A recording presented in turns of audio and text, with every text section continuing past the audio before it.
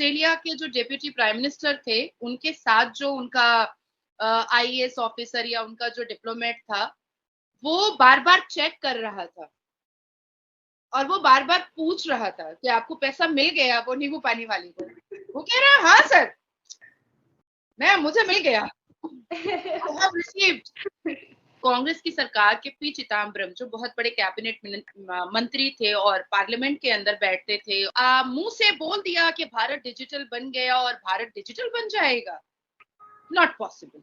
अपना जादू दिखाया तो भारत नहीं, पूरी दुनिया जो है ये कहने पर मजबूर हो गई कि भाई मोदी है तो मुमकिन तो है। फुटपाथ के किनारे पर बैठ करके जो चप्पल बनाते हैं, उनके पास भी यूपीआई का वो रहता है कार्ड। जब जर्मनी मिनिस्टर्स आए थे तो उन्होंने मटर खरीदे थे, मटर, और उसको 162 रुपए उन्होंने यूपीआई के थ्रू पेमेंट किया था। और उसके बाद फिर तो वो मोदी जी को कहे कि भाई हमारे साथ आप इसको बायलैटरल और ट्रेड रिलेशन में लीजिए और हमारी जर्मनी के लिए यूपीआई दीजिए। देखिएगा ये क्या हो रहा है, आप जरा इसका अंदाजा लगाइएगा। ये ऑस्ट्रेलिया के मिनिस्टर हैं, ये जो गोलगप्पे खा रहे हैं ना सड़क के ऊपर, रोड के ऊपर खड़े होकर गोलगप्पे खा रहे हैं। तो अब गोलगप्पे खाने के बाद अभी पेमेंट की बारी आती है तो ये बंदा ऑस्ट्रेलिया का मिनिस्टर परेशान हो जाता है कि यार इंडिया इतना डेवलप हो गया, इतनी तरक्की कर ली है आईटी में। ये जरा चेक करें जरा, ये क्यूआर स्कैनर है, ये देखें, ये क्यूआर स्कैनर है। हाँ ठीक है, अब ये देखें, ये पेमेंट कर रहा है खा के। ये देखिए कितना हैरान है इसके चेहरे पर, हैरान की चेक करें। अब मुझे बताएं, हमें इतने एडवांस होने में, इनके रेडी वाले नहीं होते इंडिया के, मांगने वाले भिखारी के पास भी क्यूआर स्कैनर है। सारी दुनिया के मुकाबले में हम जीरो हैं।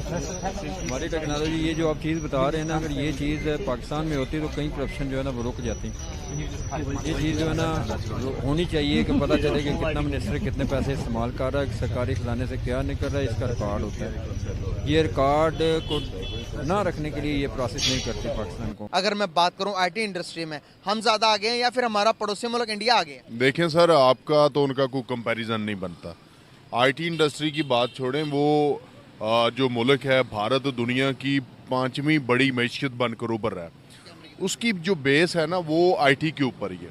उनके जो आईटी एक्सपर्ट हैं वो पूरी दुनिया में अवेलेबल हैं और आईटी इंडस्ट्री जो है उनकी वो इस वक्त अमेरिका और यूरोप को कम्पीट कर रही है, जिसकी वजह से मैं समझता हूँ कि आने वाला वक्त जो है वो हमारे पड़ोसी मुल्क का है। इसी वजह से मैं समझता हूँ कि ये जो है ना हमें दुश्मन नहीं खेलना चाहिए, हमें उनसे सीखना चाहिए। और मैं समझता हूँ कि हमारी गवर्नमेंट को, हमारे अदारों को इंडियन गवर्नमेंट के साथ एंगेजमेंट करके हमारे स्टूडेंट वहाँ भेजने चाहिए, जितनी भी आईटी की अच्छी यूनिवर्सिटियाँ हैं।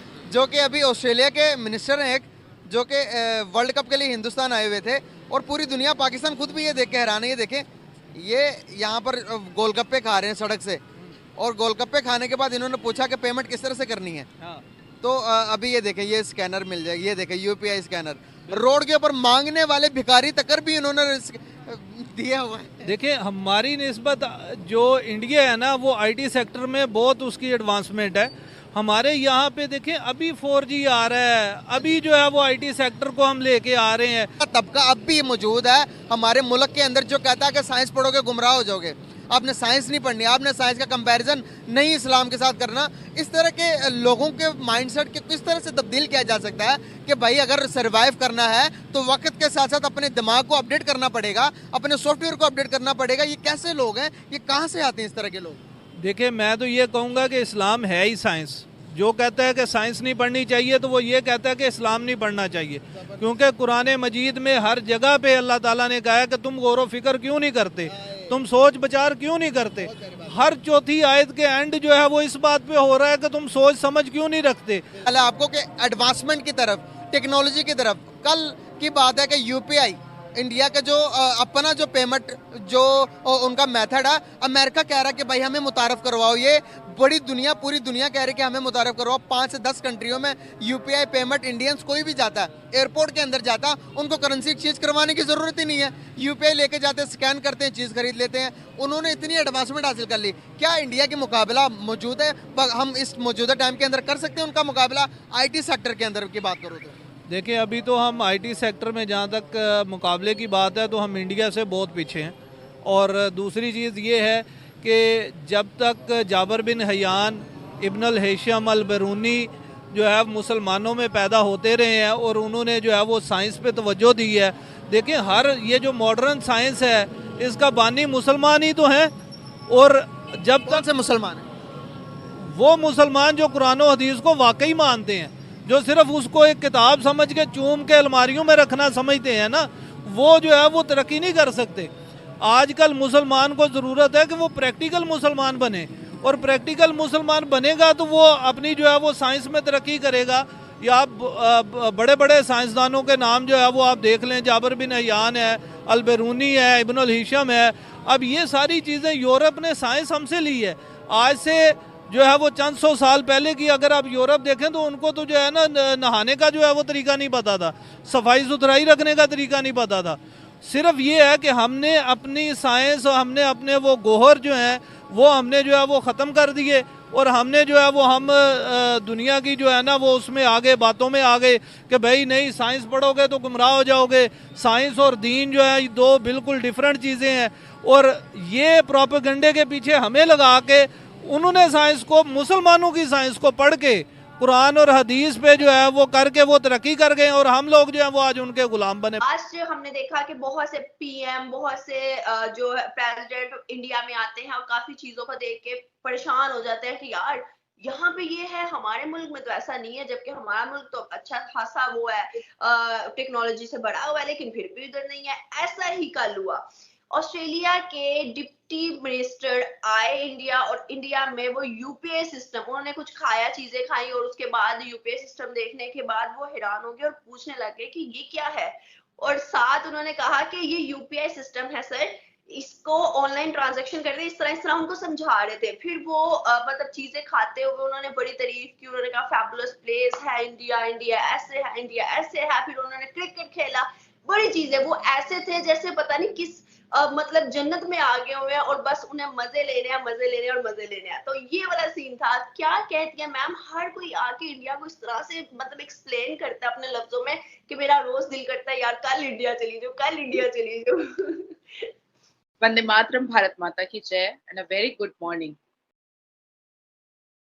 अनम, ऐसा है कि जब भारत के प्रधानमंत्री श्री नरेंद्र दामोदर दास मोदी जी जब प्रधानमंत्री नहीं बने थे, जब वो गुजरात के चीफ मिनिस्टर थे, तभी उन्होंने कहा था कि भारत डिजिटल भारत बन सकता है। और तब जब वो एक इंटरव्यू में ये बात कह रहे थे, तो कांग्रेस की सरकार के पी चिदम्बरम, जो बहुत बड़े कैबिनेट मंत्री थे और पार्लियामेंट के अंदर बैठते थे, और काफी वैल्यूबल चेयर उनके पास था, पी चिदम्बरम, वो कहते थे कि मुंह से बोल दिया कि भारत डिजिटल बन गया और भारत डिजिटल बन जाएगा, नॉट पॉसिबल। और पी चिदम्बरम को उस जमाने में लोग मतलब काफी वेल एडुकेटेड मानते थे, काफी मतलब अगर उन्होंने कुछ बोल दिया है तो वो नहीं हो सकता है, और अगर उन्होंने कुछ बोला है तो वो हो सकता है। पी चिदम्बरम का एक ऐसा ऑरा कांग्रेस के जमाने में पार्लियामेंट के अंदर, जो टेम्पल ऑफ डेमोक्रेसी जिसको कहा जाता है, उसके अंदर उन्होंने पूरी भरी सभा में ये बात कह दी थी। तो कहीं ना कहीं भारत के लोग भी सोचे कि पता नहीं मोदी क्या बोल रहा है, डिजिटल भारत बना देगा, बुलेट ट्रेन चला देगा, क्या ही बोलता रहता है, सब्जी वाला जो है वो डिजिटल यूज करेगा। हाँ, हम ट्रेन की टिकटें जो है वो फोन पे इसको टिकट कटाएंगे, हम बिजली का बिल जो है वो फोन पे करेंगे, हम खाना फोन से मंगवाएंगे, हम घर के छोटे बड़े मेड की जो सैलरी है, जो घर पे आया काम करती है, हम उसको फोन से उसकी सैलरी ट्रांसफर करेंगे।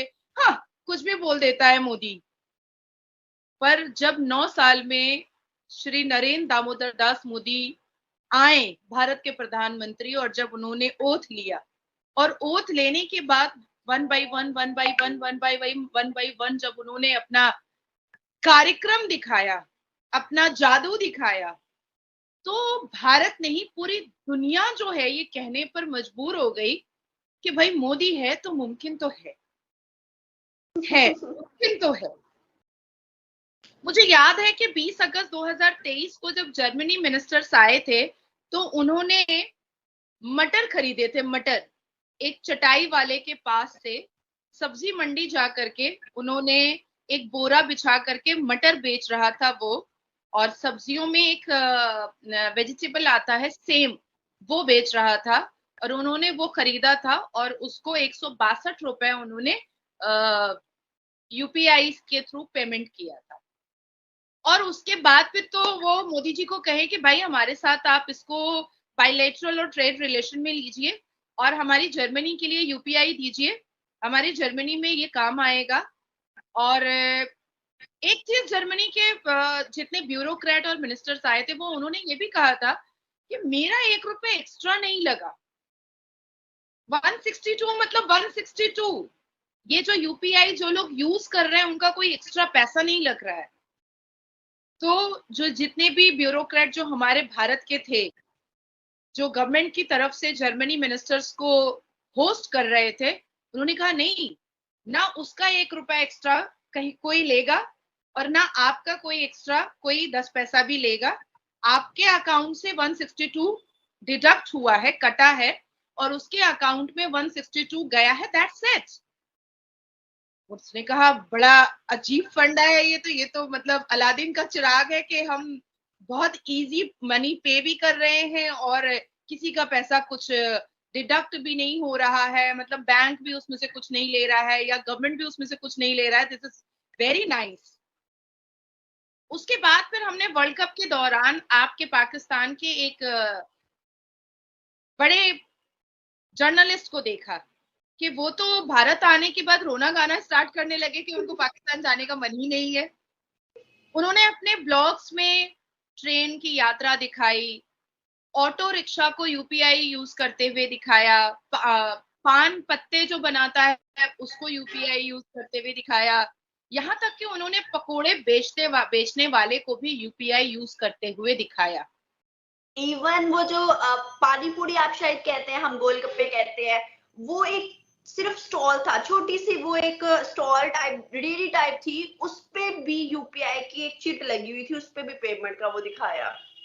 तो मैंने फिर बताया भी मेन स्ट्रीम मीडिया को कि भाई हमारे यहाँ जो लोग फुटपाथ के किनारे पर बैठ करके जो चप्पल बनाते हैं उनके पास भी यूपीआई का वो रहता है कार्ड और वो भी यूपीआई से पे करते हैं।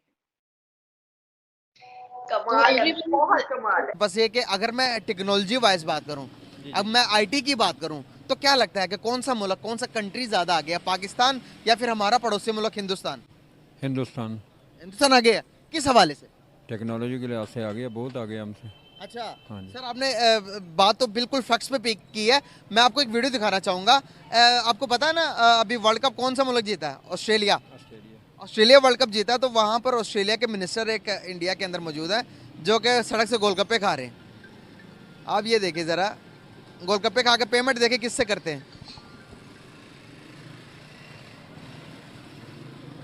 ये गोलगप्पे का ये मिनिस्टर है, ये देखें, ये यूपीआई के थ्रू पेमेंट करते हैं। उनका ये अपना पेमेंट मेथड है इंडिया का, जो कि गवर्नमेंट ने मुतारिफ करवाया।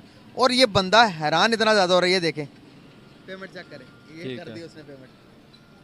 क्या कहेंगे कि एक मांगने वाला, इनका रेडी वाले के पास भी कैश के लिए नहीं, वो कैश नहीं लेते क्योंकि पता कि कैश कभी भी चोरी हो सकता है, कुछ भी हो सकता है। वो मोबाइल के थ्रू सब कुछ कर रहे हैं। अगर मैं बात करूं टेक्नोलॉजी वाइज, हम कितने आगे? हम 0 पे हैं, 10% भी हैं इंडिया के मुकाबले। जिस इंडिया के मुकाबले में नहीं, सारी दुनिया के मुकाबले में हम 0 हैं। हमारी टेक्नोलॉजी, ये जो आप चीज़ बता रहे हैं ना, अगर ये चीज़ पाकिस्तान में होती तो कहीं करप्शन जो है ना वो रुक जाती।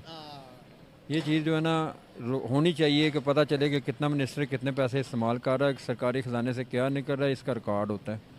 ये रिकॉर्ड को ना रखने के लिए ये प्रोसेस नहीं करती पाकिस्तानी हुकूमत है, उन्हें करना चाहिए। आवाम को भी पता चले कि कितने खराजात हो रहे हैं, क्या हिसाब किताब हो रहा है।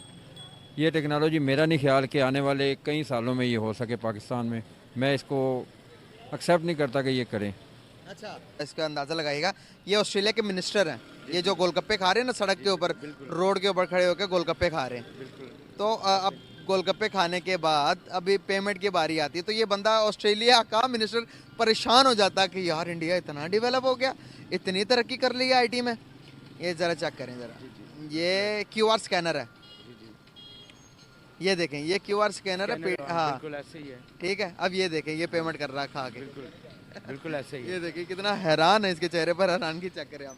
अब मुझे बताएं, हमें इतने एडवांस होने में इनके रेडी वाले नहीं होते इंडिया के, मांगने वाले भिखारी के पास भी क्यूआर स्कैनर है। जी डेफिनेटली ऐसा है। मैं इसके बारे में ज़रूर बताऊं कि हमारी हुकूमतों की जो तरजीहात हैं बेसिकली वो डेवलपमेंट में नहीं है, ना वेलफेयर में है ना डेवलपमेंट में है। वो चाहते ही नहीं है कि इस मुल्क में तरक्की हो। हमारे इदारे जो हैं वो मौजूद ज़रूर हैं, वो अपनी जगह पे काम नहीं कर रहे।